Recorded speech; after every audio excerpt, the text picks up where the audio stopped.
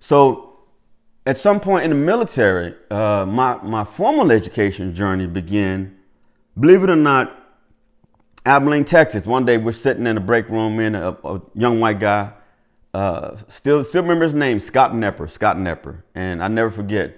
He was considering going to a community college there, taking a couple of courses because his wife had enrolled in some courses, so she was trying to pull him along. So I guess he was trying to pull me along. You know what I'm saying?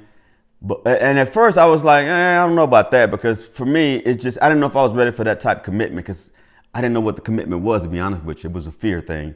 So I ended up agreeing to signing up for a course, and that course was psychology, believe it or not. It was basic psychology course. And so me and Scott took the day class for that course. His wife took the night class for that course. No, I take that back. We took the night class for the course because we had to do Air Force in the mornings, the daytime. So his wife was able to do it in the daytime. And the crazy thing is, I still remember Scott saying that, his wife would actually give him some of the answers to the test and things like that, which is cool. But I remember I never really took advantage of that. I never even asked for any of that stuff.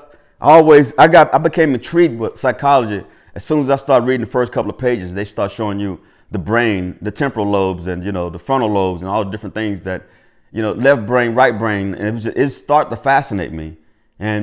But really, what really started fascinating me is when what I started to read about psychology, and then what I started to see in people and trying to mesh the two, and that was like, wow, that was very fascinating, very fascinating. So from that course, man, I never stopped going to class. From that first course back in the early 90s, psychology, basic psychology at Cisco Junior College, Abilene, Texas. I never looked back. I ended up going and getting an associate's degree in aerospace ground equipment from the Air Force. I ended up getting an associate degree in mental health from the Air Force.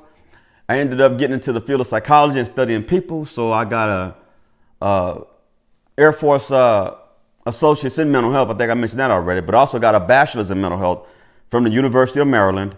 I also have a number of certifications from the Air Force mental health, because I actually opted to work in the field of mental health while I was in the Air Force. And so picked up a lot of certifications there. Education didn't stop there. Ended up pursuing my MBA and got an MBA, I believe in 2003 or 4, I believe back then. I still remember the date. So got an MBA in international business and marketing. Education didn't stop there. Ended up going to getting a certificate. And I think it was, the certificate I think was in some aspect of marketing. I want to say international marketing itself. The MBA was more the business component of international marketing, and the certificate is more just kind of a bolstered marketing aspect from an international perspective. And so the education didn't stop there. So I ended up also getting a number of other certifications, different things such as traumatic brain injury and things like alcohol, substance abuse. Obviously, I had all the certifications in maintenance, because maintenance that was my primary job in the military, the first 15 years of it. Second years was mental health. And so a lot of my coursework was in that aspect. But even after the military, my educational journey didn't stop there. Even after the military, I still sought ways to be educated, and ended up getting a number of certifications. Some certifications based on editing and things like that. I was a trainer. So they sent me to some courses to learn about these programs called InDesign. It's called InDesign. It was pretty in depth, man, for me, because that was not my thing. But it went all into graphics and changing graphics and images and editing and words and all types of stuff, which is pretty cool. And my educational journey didn't stop there. So shortly after assuming the role of a state director over a major state veterans program, I was nominated for and selected to attend what's called the Governor's Executive Development Program. Each state may have this program, but the state of Texas has a program. It is a program that is the governor's program. And the nominations are by the governor and his staff. And so there is a vetting process. And so it's not just, the other state agencies nominating you for the course, because there are only a number of slots for this course per year. And I want to say, if I'm wrong, beat me up, probably like 45 slots. You're talking about of all the state agencies, only 40, 45 slots per year. It's a very exclusive club, trust me. It's a very exclusive group of people. They teach you everything about the executive level of governance.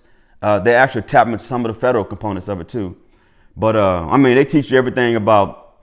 I remember someone in there talking to us about when you go into the Texas Capitol, you got to be mindful of what you say in there. You don't be running your mouth in there. You go in the Texas Capitol, you go in and do your business and you get up out of there. You don't do this all side chatter and this side conversation. You trusting in people, and because it's cutthroat. The Texas Capitol is cutthroat. You got a lot of politicians, a lot of lobbyists, a lot of legislators, a lot of critics, a lot of protesters. So you got to be very careful about things you say. And so they taught me about that very well. The governor's executive development program. I think I went to number 14, the 14th year that they've had it. And so each year the alumni actually still get together and meet up at a local bar here in Austin or something like that, or an eatery, and just try to chop it up, because it is it's an interesting course. They teach you a lot about the executive level of governance.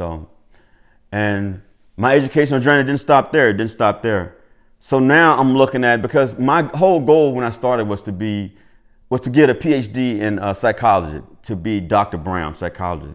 So I have made the decision to go ahead and go down that road, particularly because Texas, I have a benefit in Texas because I'm a retiree from Texas and a military person from Texas. I have a benefit called the Hazelwood Act, and it's pretty much a free 4-year ride from Texas, any Texas educational institution for any Texas veterans who you have to have signed up for the military in Texas. And of course, I'm a Texas native, Fort Worth, Texas, born and raised, funky town, you know what I'm saying? So I think I'm gonna take advantage of that benefit. I got a lot of time on my hands right now to take care of me, really, because I hadn't taken care of me in a long time. I was taking care of other people, and so it's time to focus on me. So my educational journey now is gonna be educating myself on being the best person I can be at this point in my life, 56 years old. Hey, with that is my educational journey.